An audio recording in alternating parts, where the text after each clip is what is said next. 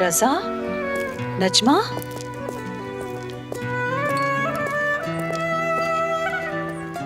क्या कर रहे हो तुम लोग? सब मोहल्ले वाले बाहर तुम्हारी बातें कर रहे आप नजमा से ही पूछ लीजिए। नहीं अम्मी, ये आपको बेहतर बता सकते हैं। ये क्या बात हुई कि रजा से पूछे, नजमा से पूछे? बिस्मा, आयशा तुम ही बताओ क्या हुआ है?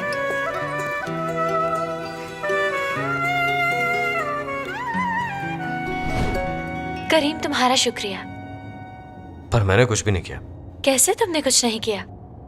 जैसे तुमने बिस्मा को हैंडल किया और सारी सिचुएशन को संभाला, काबिले तारीफ है। मुझे आज पता चला जब तुमने बिस्मा को संभाला कि तुम बच्चों से कितना प्यार करते हो। बच्चे उनकी बात मानते हैं जो उनको समझते हैं। ये बात तो वाकई सही है कि तुम बच्चों को समझते हो, इसीलिए बिस्मा ने सब तुमसे शेयर किया, लेकिन मैं समझ नहीं पाई कैसे। मैं बिस्मा के जज्बात को अच्छी तरह समझ सकता हूँ, शायद इसीलिए ये समझ पाया कि उसे कैसे तसल्ली देनी है। प्लीज थोड़ी वजाहत करोगे तुम? जब छोटा था तो मेरे पेरेंट्स भी इसी तरह लड़ा करते थे। तब मैं सोचा करता था कि अगर कभी ऐसा वक्त आया कि मुझे अम्मी और बाबा में से किसी एक को चुनना पड़ा तो क्या करूंगा, कौन मुझे समझता है, किसके साथ जाऊंगा मैं।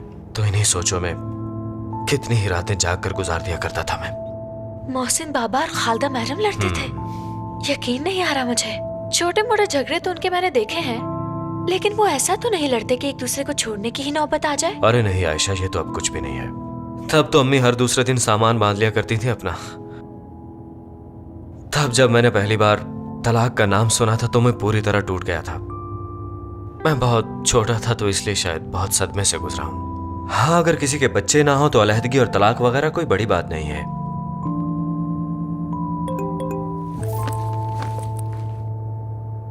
ओह माय गॉड, मैं ये कैसे भूल गई।